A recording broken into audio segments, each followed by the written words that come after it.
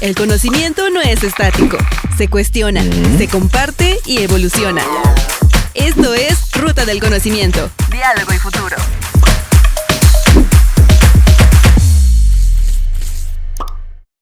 Esto es Ruta del Conocimiento, Diálogo y Futuro, un espacio donde conocemos las carreras, las historias que cuentan y sobre todo su papel en la cultura. El día de hoy vamos a conocer una carrera que a lo mejor a muchos les interesa, la carrera de música.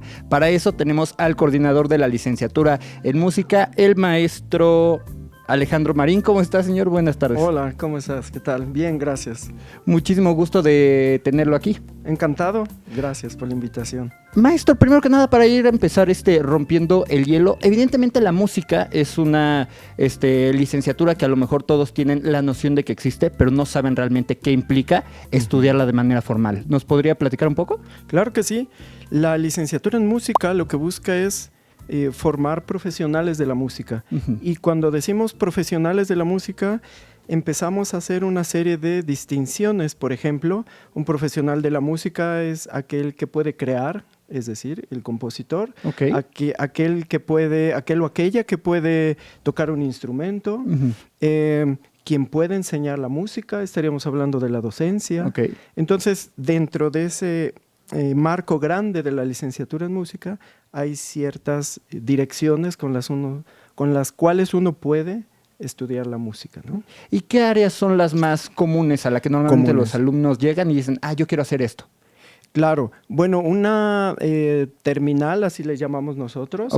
Terminal de las más fuertes es, por ejemplo, el estudio del piano. Es un instrumento que se gusta mucho de él. También la guitarra, por supuesto. También una terminal importante es la de dirección coral, para aquellos quienes quieran dirigir un coro. Composición, por supuesto, también es una terminal nutrida. Y ahora tenemos la nueva terminal, que es la de producción musical, que en este año, en 2026, agosto, ya está en marcha, ya se podrá cursar también. Y por ejemplo, para las nuevas generaciones, ¿cuál es lo más común que ellos quieran estudiar o aprender? Bueno, tenemos un panorama también, digamos que variado, porque a pesar de que hay chicos y chicas que tienen alrededor de 18 o 20 años, les interesa, por ejemplo, la música clásica.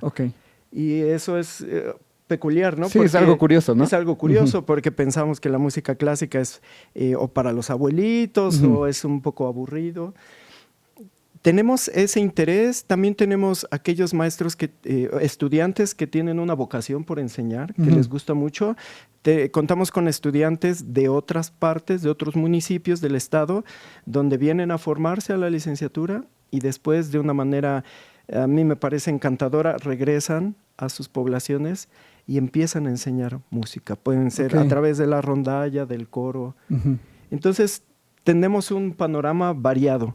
Y bueno, ahora con la de producción musical también tenemos una actividad que tiene que ver, lo voy a decir así, con la creación de música para, por ejemplo, cortometrajes. En algunos casos, algunos chicos y chicas buscan hacer música para series, para series, documentales, cortometrajes. Claro que sí.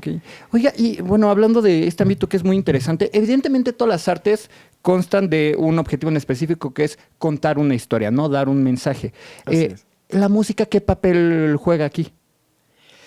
Pues bueno, sí, efectivamente el arte es un medio de expresar algo, es un medio de comunicar algo.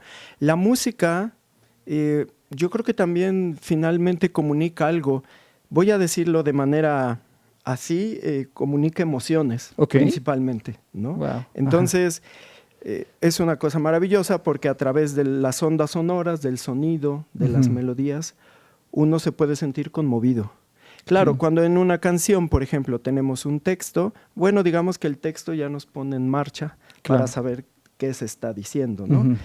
Pero cuando hablamos de piezas o de música en donde no hay ningún tipo de texto, parece ser que la música tiene esa capacidad de afectarnos y de producir en nosotros ciertos estados anímicos, ¿no?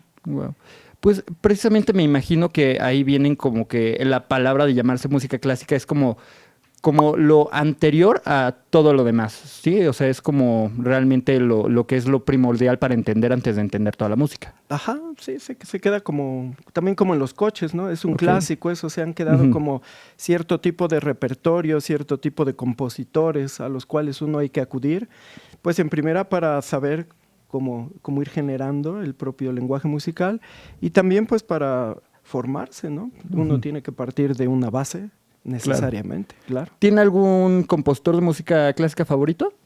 Y bueno, tengo varios. Compártanos. No sé, está por ejemplo, por supuesto, Johann Sebastian Bach, está el niño prodigio Mozart, Ok. Beethoven. También en el piano, por ejemplo, Chopin, tenemos Franz Liszt, Robert Schumann, Brahms. En la tradición rusa romántica tenemos Rachmaninoff, Scriabin, son de los músicos Ok. preferidos, ¿no? Wow. Fíjate que ya se fue a Rusia y me perdí completamente, pero eso está muy padre y habla Claro. muy bien de la carrera, que ayuda a abrir el panorama un poco, ¿no? Por supuesto. También hay compositores poblanos. La escuela también tiene docentes Ujú. que publican sus obras y entonces se puede hacer música también. Puede uno tocar la música de los mismos profesores Ok. que están escribiendo o de los mismos alumnos que escriben. Ujú. Entonces se hace una cosa muy bonita, muy interesante. Oiga, y hablando de esta parte de entre las dinámicas de alumno y maestro, Ujú. ¿cómo es un día típico para un alumno? ¿Qué clases toma? ¿Cuáles son las relaciones con sus maestros? Claro. ¿Cómo es el día a día de un estudiante de música? El día a día, pues, mira, los estudiantes de música tienen una serie de materias, digamos, que son comunes, Ujú. en donde ellos toman historia, estética, el Ok. solfeo, el entrenamiento auditivo. Ujú. Y después ellos tienen sus propios caminos. Claro. Los que estudian composición, bueno, toman además materias de composición y así, ¿no? Yo diría que es un día ajetreado porque la carga académica es más o menos intensa con las Ok. materias, pero al mismo tiempo creo que es provechoso, se enriquece uno, es muy noble trabajar con la música, enseñarla, escucharla. Más o menos, ¿cuántas materias contiene el plan de estudios? Bueno, esto difiere en las terminales, ¿Ok? ajá, pero más o menos promedio con el nuevo plan de estudios que tenemos estaremos como entre 18 por semestre, entre 8 y 9 materias más o menos. Ok. Eso más o menos. ¿Y cuántos semestres son en total? Pues ahora tenemos una ventaja, ¿no? La licenciatura está ofreciendo las carreras en 4 años. Ok. Y esto está haciendo atractivo los programas de estudio porque los estudiantes notan que en menos tiempo Ujú. pueden egresar con su licenciatura Ok. sin descuidar aspectos esenciales de la formación Ujú. y además pueden seguir estudiando para quienes quieren, por ejemplo, una maestría Ok. o quieren empezar a hacer sus propios negocios con la Ujú. música. Eso les permite estar en un terreno laboral más próximo, ¿no? Ok. Y yéndonos más allá, yéndonos hacia lo laboral, ¿a qué se puede dedicar un estudiante de música aparte de la Claro. misma música en sentido laboral? Claro, bueno, como lo mencionaba hace rato, explorar la composición como un medio de creación, Ok. eso se puede, ahora con tantas plataformas digitales, Ujú. esa creación toma un carácter también de que se puede vender, Ok. se puede hacer eso. También los proyectos culturales se pueden gestionar. Ujú. Los estudiantes pueden hacer sus propios proyectos y tener la posibilidad de obtener recursos. También se pueden, por supuesto, pienso en los estudiantes de instrumento orquestal, pueden pertenecer a orquestas, pueden Ok. pertenecer a grupos de cámara. Ujú. Los pianistas pueden estar acompañando, se les llama pianista colaboradores, Ok. quienes siempre están trabajando con el violín, con los alumnos de canto. Ujú. En fin, hay muchas posibilidades Ok. con la que uno puede trabajar con la música, ¿no? Y es que la verdad es que, bueno, creo que todos sabemos que la música está un poco, pues, en todo, ¿no? O sea, Sí, la verdad es que yo no conozco una persona que diga, no, yo no escucho música, no me gusta, me da igual. por supuesto. La verdad es que es raro. Tomando esto en cuenta, maestro, ¿cuál cree usted que sea el papel de la música en la construcción de la cultura de la sociedad? Ujú. Interesante pregunta. Bueno, me parece que la música es una cosa que se ha dado desde tiempos muy remotos para tratar de poder comprender algo. Por ejemplo, si revisamos rapidísimo alguno de los mitos, ¿no? En la Grecia antigua, bueno, pues esos mitos ya hablaban de que los dioses daban la oportunidad a los hombres de crear ciertos instrumentos porque había que alabar a un dios o porque había que, no sé, había que expresar algo por medio de los sonidos, ¿no? No eran instrumentos tan sofisticados, pero finalmente se ha dado como una herramienta en la cual nos podemos comunicar. Sobre todo la parte de las canciones me llama mucho la atención porque, por ejemplo, en historias audiovisuales sí vemos como antes las canciones realmente sí eran un entretenimiento, pero realmente eran para recordar una historia, ¿no? Claro. Si se libró una batalla muy importante, se hacía una canción sobre eso. Si nació un nuevo rey, se hacía una canción sobre eso. Así es. Efectivamente, parece ser que la música está muy pegada a nuestra vida, ¿no? En realidad no podríamos pensar la música si no es en esta vida diaria que tenemos. Pienso, por ejemplo, también en la música de tríos. Okay. Para quienes les gustan los tríos, principalmente son canciones en donde se pretende enamorar a alguien, ¿no? Con un bello texto, con una especie de poema que está musicalizado. Oiga, y hablando de esto, llegamos a un punto muy clave que es la creatividad, ¿no? ¿Qué papel debe de tener tanto la creatividad, pero sobre todo la disciplina de un estudiante de música? Bueno, has tocado una parte fundamental. La música es un trabajo de disciplina, yo diría excesivo. Prácticamente total, ¿no? Sí, muchas veces lo comparamos con aquella parte del que hacen los atletas, donde todos los días hay que estar con el instrumento, todos los días hay que estar creando, todos los días hay que estar enseñando, leyendo. Eso es muy bonito, ¿no? Exige mucho y los instrumentos, tengo que decirlo, son muy celosos. Entonces, ¿en qué sentido? En el sentido de que para llegar a tener una mejor relación con ellos, hay que tocar exclusivamente ese instrumento. Hoy y mañana y pasado. Y si es el cumpleaños de mi mamá, no importa, voy y toco. Y si es domingo, tocamos. Eso lo hace, en ese sentido, celoso, ¿no? Que no lo puedes abandonar porque las habilidades motrices empiezan a decaer. Y hablando de toda esta parte motriz, ¿cuál cree que sea como el papel de la habilidad que debe de tener un estudiante al momento de ingresar a la carrera de música? Bueno, como los estudiantes que ingresan o buscan ingresar a la licenciatura en música, ellos ya tienen por lo general una serie de habilidades desarrolladas, porque para ello está el nivel técnico, que es un nivel educativo previo. En ese nivel educativo, bueno, por supuesto, aprenden a leer las notas, aprenden a entonar, aprenden las reglas básicas de la armonía, las reglas básicas del ritmo, de la escritura musical. Entonces, en ese sentido, la licenciatura, digamos que no es tan difícil el acceso porque supone que ya hay una serie de conocimientos básicos previos para poder ingresar. Y suponiendo que hay un estudiante que le apasiona, pero que nunca ha tenido la facilidad de aprender, ¿cuál sería su rol dentro de la escuela de música? Bueno, ahí si viene el estudiante, si no conoce nada, digamos. Así de que digamos, ¿nada? Voy yo y voy en ceros.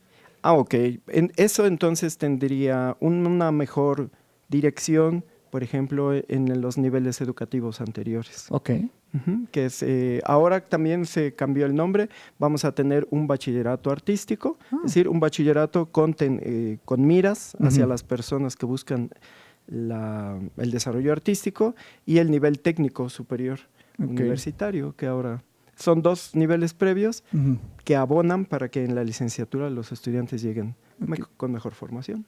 Y hablando de esto, bueno, ya nos dijo usted de la formación previa, pero a lo mejor un estudiante de secundaria, de prepa, que considera estudiar música, ¿qué consejo le daría usted para que se vaya guiando y a la hora de entrar a la licenciatura ya llegue con ciertas tablas para poder crecer mucho más?